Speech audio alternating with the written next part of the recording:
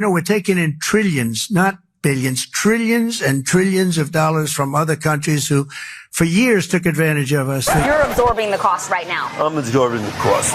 If someone here, an importer, wants to buy Brazilian products today or tomorrow and import them, they're going to pay 50% to the Treasury. And so who writes that check? Well, couple of things. First, we could have substitutions, so there's very little that only comes from Brazil.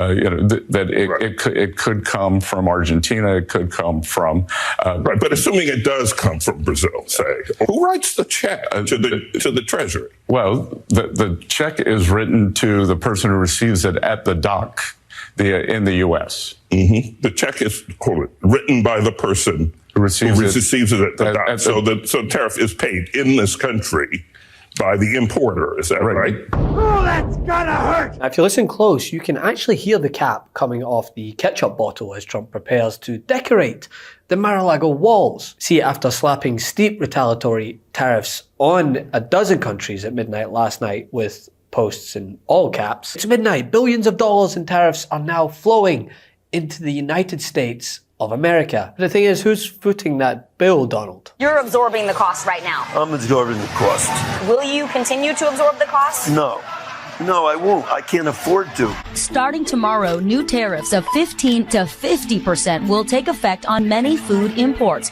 jacking up prices on produce from Central and South America, like bananas, pineapples, peppers, and cucumbers. And popular seafood from Indonesia and Vietnam now facing levies of up to 20%, double the previous rate. Higher tariffs also hitting imported coffee, olive oil, meat, and cheese. The price went up on the Reggiano Parmesan, so I cut the wedges smaller. So they're only $10 each. Also impacted European spirits. With pre-tariff inventories running out, you may see price hikes on wine from France and Italy. If so, Leonard says consider buying American. It's a lot less expensive. Will there be a shift in wine, say, for instance, from Europe to Napa Valley or Washington State? Leonard promises to disclose any price bumps from tariffs to his customers. But when we asked other supermarket chains if they plan to do the same, none would comment. Well, it appears the all-caps message didn't reach his Treasury Secretary, in which he was gently maneuvered into admitting that while the government might rack up dollars from the new taxes, there's a caveat, and that caveat is, American businesses and consumers are going to be the ones paying the penalties. They justify tariffs based on trade deficits. I don't think that's the way to go, but then they threw a tariff on Brazil at 50%, and we have a trade surplus with Brazil. So there's no sort of rationale for this other than, just the president wanting to raise tariffs based upon his whims, his opinions.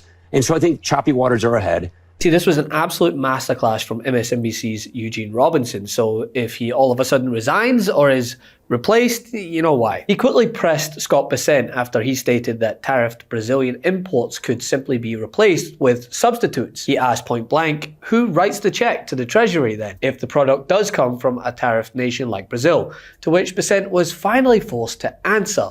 Truthfully, it's only taken, 6 months. The importer is forced to pay it. There has been some confusion. So we've got a tariff of 50% on Brazil now, I think.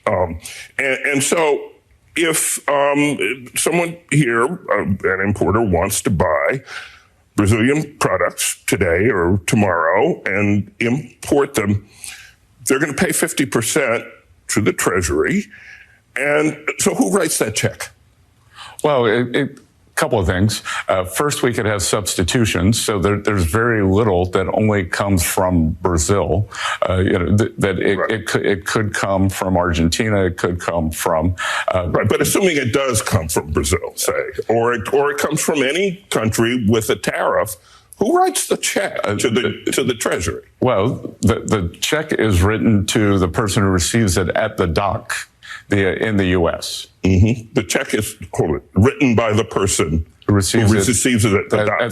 So tariff is paid in this country by the importer. Is that right? But the Brazilian exporter could decide that they want to keep market share. They could lower their price so that the full 50% of the tariff, say, and they could eat part of the cost. They could eat part of the tariff, which is what we've seen. Okay.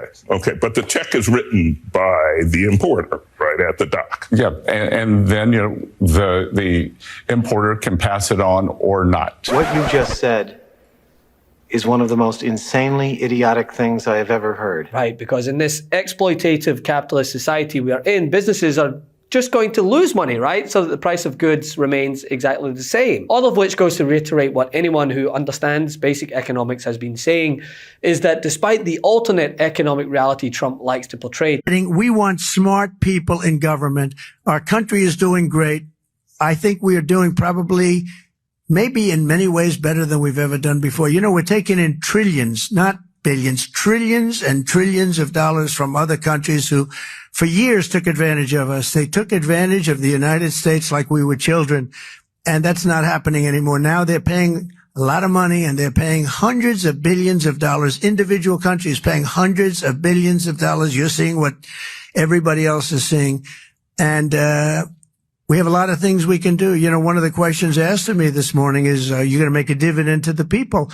And the purpose of what I'm doing is primarily to pay down debt, which will happen in very large quantity. But I think there's also a possibility that we're taking in so much money that we may very well make a dividend to the people of America. Thank you. Tariffs are not taxes paid by those exporting goods, but those importing the tariff goods and ultimately the American consumer. But what if we don't see that? I mean, you have a point about the whiskey retaliation. You have a point. It's an important point. But that's pretty rare. The retaliation part of this story has been very rare. And in truth, we showed the tariff effects, front page of the Wall Street Journal, their story. The tariff affects billions in revenue, but no economic earthquake. I mean, we haven't had a tariff recession. We haven't had a tariff inflation. But I guess the question I would ask you, Larry, is they're bragging that they think they can bring in $2 trillion in revenue over 10 years. If someone came to you and said, hey, Larry, I've got this great idea for a value-added tax. It'll bring in $2 trillion over the next 10 years. You'd shake your head and say, we don't want to be Europeans. We're not for that. And we've never been for adding a sales tax without removing some other tax. So people all the time say, oh, we're going to get rid of the income tax. Sure. Present that to me, and I'm for getting rid of the income tax in exchange for a tariff. But that's not what we're getting. We're getting $2 trillion in taxes on top of all the other taxes that we have. So ultimately, conservatives have to decide, do they like taxes because they're Donald Trump's taxes, or do we still say that we don't want more revenue coming out of the productive economy and going to government, that we want to balance the budget through reducing spending, not increasing taxes? That's still a fundamental question. Well, we'll come in. But of course, the man who thinks that he can blatantly lie about his poll numbers, the ones that are bad, of course, job numbers, the one that make him look bad, of course, and elections, well, not the ones that he wins, of course, they're fine. I have the best poll numbers I've ever had. Among Republicans. I have poll numbers where I'm 71%. I have the best poll numbers. Those are among Republicans. Did in the election, what they did in even the last election, but it was too big to rig. But what they did in the 2020 election is grotesque. I mean, that was a rigged election, 100%. Okay, we can't relitigate that. We can't relitigate that. No, we're back to rigging again. Well, you can use it because everyone knows. Yeah, you know what? A year ago, you would have been upset if I said it. Today, it's different. I say it all the time. It was a rigged election. It was 100% rigged. We can't relitigate because and I'm sure that's going to be brought up. Independent sources, even your Justice Department. But then I'm bringing up Bill Barr. But even they decided that. There were things that happened, but nothing that would have swayed it.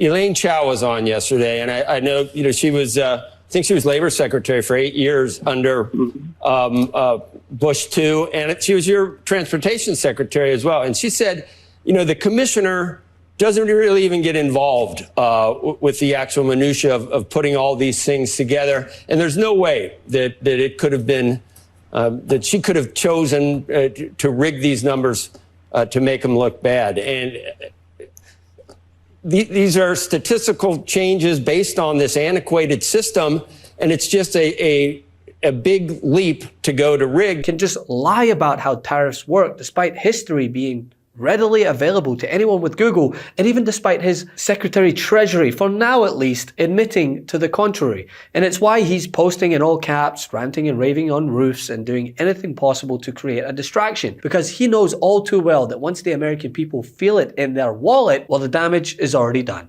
The truth is more important than ever. Check out our new Truth Over Lies collection at store.MeidasTouch.com. All 100% USA union made.